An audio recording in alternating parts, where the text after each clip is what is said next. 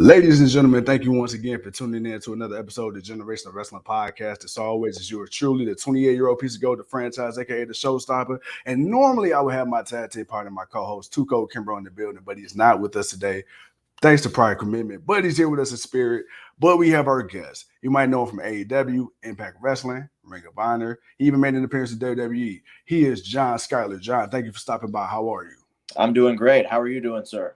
Oh man, I'm good. Really interested in talking to you, getting to know you a little bit. I also want to talk about the upcoming Bound For Glory pay-per-view as well as the Impact Digital Media Championship. But before we get started with that, man, how's your day going so far? Good, man. I'm excited just as you are, just as the wrestling world is for Bound For Glory this Saturday. All the eyes in the wrestling world are going to be locked into Las Vegas, to Sam's Town Live, and to Bound For Glory. I'm excited to see what the surprises are. I'm excited for the main event. As a wrestling fan, the wrestling fan to me, can't wait to see Christian Cage and Josh Alexander for the Impact Wrestling Heavyweight Championship. So many other great matches on the card. Deonna Purrazzo and Mickie James for the Knockouts title. I can't wait to see that.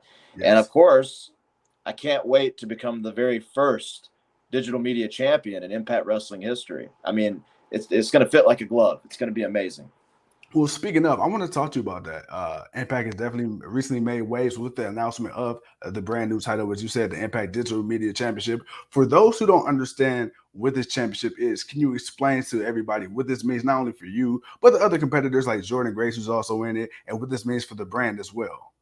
Well, it's very interesting because I think D'Lo Brown kind of put it best on commentary when he said it's a new version of the television championship. It's not the TV title. Now, the TV title that I grew up on as a wrestling fan, guys like Arn Anderson, Tully Blanchard, God bless him, beautiful Bobby Eaton, Fit Finlay, Steve Regal, Jericho. So many people held the TV title, and it was really like a wrestler's championship. It was defended the most often on television. So usually that champion had their work cut out for him. The digital media title, kind of a new spin on that. I think it's really cool, given the fact that social media, digital media is such a big part of our industry now. Yes. Knowing that champion is going to be seen not only on BTI, on Impact, on the pre-shows, on the Impact Plus specials, on the pay-per-views, but they're also going to be seen worldwide across all platforms of social and digital media.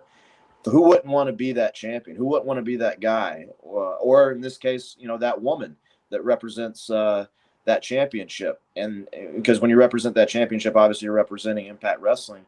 Right. And it's going to be really cool. Like you said, it's a very interesting dichotomy, eclectic group of talent already announced for the match this Saturday in terms of you've got myself, you've got Jordan Grace, you've got Crazy Steve, you got Falaba. Everybody brings something different to the table. We don't know who the last two people are yet, but I'm excited to find out. And it's, for me, the importance of winning this championship. It goes well beyond just being the first champion. Right. I mean, that's a big deal. That's important because when you become the first of anything in professional wrestling, which is so hard to do now, to be the first of anything. Yeah. Once you become the first of anything, your name goes in the history books. So, much like, people think of Pat Patterson when they think of the Intercontinental Championship. Yep. When they think digital media champion or championship 10, 20, 30, 40 years from now, I want them to remember John Skyler was the first digital media champion. Absolutely. But not only that, this Saturday's validation for me because for 13 years I've traveled the world. Like you said in your introduction, I've wrestled pretty much every major company on television and was told no for 13 years. No, you're not good enough. No, you're too small. No, we don't want you. No, it's not a good time right now. And this year I've turned all those no's into yeses. And I plan on doing the same thing this Saturday at Countdown to Glory, right before Bound For Glory, because winning that title is validation for me. And, not a lot of people know this. I put it out on social media a couple weeks ago, but 6 years ago, I was the dark match of Bound For Glory and in a tryout at Bound For Glory in Charlotte, North Carolina. Right. I was the first match that the live crowd saw, never made television or never made the pay-per-view, I should say. And that night again, I was told, no, now is not a good time for you and you're not a good fit for Impact Wrestling right now. So to fast forward 6 years and be in the position that I am now to be potentially the first digital media champion. And, like I said, it's validation. And again, it's turning all those no's into yeses. And that's what I pride myself off of is, I pride myself on being told no and people telling me you're not going to make it. You're not going to do this. You're not going to do that. Me doing it, turning it around and shoving it in people's faces. That's the validation for me. And that's what's going to happen this Saturday. Well, speaking of, because Impact Bound for Glory is one of the biggest pay-per-views Impact puts on. It's one of the more noticeable pay-per-views in all of professional wrestling. Like you said, you didn't even make the card, and here you are now with an opportunity to fight for the championship. So, how did the relationship with you and Impact come about? With you being told no, how did that eventually get turned into a yes? Well, all my entire 2020 was kind of a bust because I had to have knee surgery. I tore my ACL, my MCL, my PCL, had to get it all fixed. So 2020 was pretty much a washout in terms of wrestling for me. I didn't wrestle for about 7 or 8 months. Knowing that, I knew I wanted to make 2021 the best possible year I could make it because, they say it can't get any worse, but yes, it can. And I wanted to do a complete overhaul, turn everything around in 2021. I had a lot of options on the table, and right at the time, Impact Wrestling seemed like the best fit for me.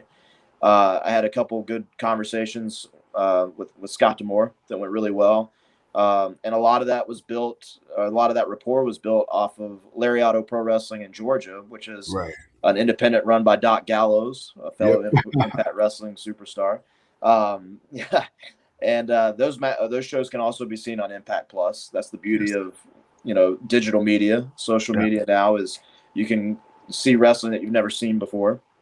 But doing those shows for Gallows and Lariato Pro was where I really built that rapport with Scott. And one thing led to another. He offered me a deal, and I signed my first wrestling contract on my mom's birthday of 2021. So, it all has a way of really working out in the end. And I didn't just sign with Impact Wrestling because I wanted to say I had a deal somewhere. Like, I wanted to break the perception of kind of what my career has been up until this point.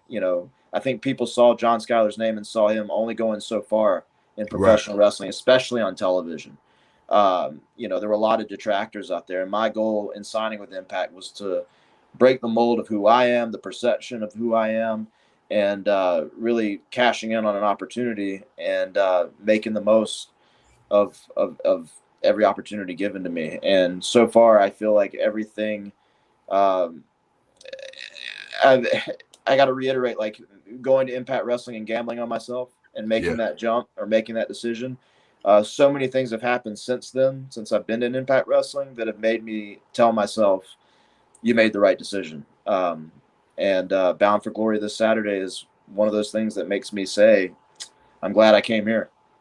And you know what? I'm glad you went there too. And I think a lot of people, outside of the obvious other two companies, it's nice to see with Impact how people have gone there and really made a name for themselves. Like Deonna Purrazzo, as you said, Impact Women's Knockouts champion, how she's pretty much come in and really just shaking up everything on the roster. Of course, you have former champion Tessa Blanchard, then you have former champion Jordan Grace, and then you have, guys, like you said, Moose. You got Fala Ba, he's doing this thing now. You have Chris Bay doing this thing. And I want to talk to you a little bit about Impact specifically. The Forbidden Door, as it's been put out there now, and you see a lot of talent going from show to show. How do you feel about Impact now? Because for a while, it had its ebbs and flows, but Impact really being seen again as that major player it once was, teaming up with the AEW, teaming up with New Japan, teaming up with Ring of Honor, and things like that. How much of an influence has the Open Door really had for you guys, and then of course the wrestling fans in general?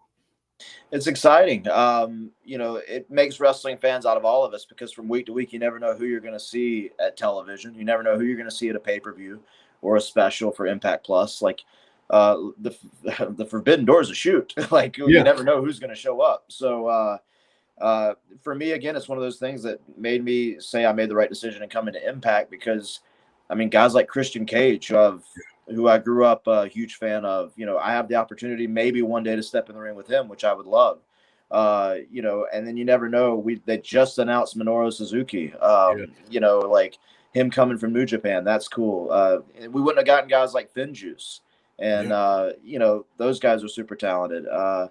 Kazarian coming back, Christopher Daniels coming back as the Fallen Angel, like all these great moments, have been super cool, not just for the wrestling fans that come and buy tickets to see Impact Wrestling or tune in every week on Access TV, but for the wrestling fans that are us, the talent, because all of us deep down inside, we're all wrestling fans. So this has been a real exciting time. And to be fair, like, I hope there's other people that people would never guess in a million years would come to Impact Wrestling. You know, I hope those people find their way here too. And, you know, selfishly, there's a lot of friends of mine that I hope find their way to Impact Wrestling. And, you know, it's just a really cool time, not only to be a wrestling fan, but to be a talent in professional wrestling as well. Speaking of Bound for Glory, we talked about the Digital Media Championship. We talked about Christian Cage and his championship. What is a match that you think might be slept on that you're really looking forward to, as you said, as a fan of the product? For this Saturday for Bound for Glory, yes.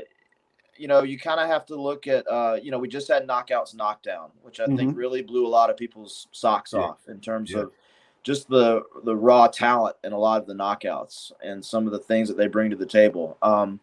You know, seeing the build up to Deanna and Mickie James has been cool because, you know, I've said it before, like, yeah, Christian Cage, Josh Alexander main event. You would have never thought in 2021 that we'd be sitting here talking about Christian Cage defending the Impact Wrestling title in 2021. Right. I would also never would have guessed that you would see Mickie James challenging for the Knockouts Championship at Bound for Glory in 2021. So I'm really excited to see that. I think a lot of people, if they're sleeping on the Knockouts division after Knockouts Knockdown, they shouldn't, because that was an incredible show from start to finish. And, you know, I think if they're sleeping on the Knockouts title match this Saturday, they shouldn't either. I think Deanna and Mickie are going to go out there, and I think they could potentially steal the show. Speaking of the knockouts, man, shout out to Gail Kim. It's amazing to see the job she's done there. And like you said, I know other companies have kind of gotten the glory for the revolution, but the one thing me and my co-hosts have always said, Impact has always kind of been at the forefront when this comes to doing things different. You know, you had the X Division that really set things up. And then you had the women, even way back when you had the beautiful people. So to show that you could be not only sexy, but you don't have to be quote unquote a diva. You can actually go in here, have these badass matches, have legitimate storylines, and really look entertaining and make it, you know, just as an equal playing field for the men and women as well. Now, before we get off here, where are your socials? Where can people find you? And once again, plug in Bound for Glory for us. Where can we find it? Where can we watch it? Talk to us. Yeah, they can follow me at the John Skyler, and it's SKYLER on Twitter, on Instagram, you know, all over social media, very active. And then this Saturday, special start time on the East Coast for Bound for Glory, 10 p.m. Countdown to Glory comes on right before that. People can, if they're still trying to get tickets, if they're going to be in the Las Vegas area, they can go to Ticketmaster.com. Otherwise, they can tune in, you know, to their local pay-per-view provider to see Bound for Glory. I'm sure it'll be on Impact Plus as well. If they haven't subscribed to Impact Plus already, they should. And then to witness all the fallout from Bound for Glory, I guess people need to tune in to Impact Wrestling every Thursday night on Access Television. And you didn't say it, so I'm going to say it for you. And the new digital champion, we're going to leave it right there. The future and first digital media champion. I got you. And you know what? And before we get off, I do have one more question for you. If there was one person that you haven't fought yet, regardless of promotion, if you could have one final match with anybody right now, who's on your radar? That's tough because there's a lot of great talent out there everywhere. But because he's the top dog right now in the promotion that I'm hanging my hat in, I'm going to go Christian Cage. Christian Cage. That's what I want to hear. Well, ladies and gentlemen, thank you once again for tuning in to another episode of Generational Wrestling. As he said, this Saturday, Bound for Glory, John Skyler, Deanna Purrazzo, Mickie James, Christian Cage, and so much more. Impact Plus, tune in. As always, John, I thank you so much for your time. Guys, follow him on social media. Until next time, we'll see you later. Peace.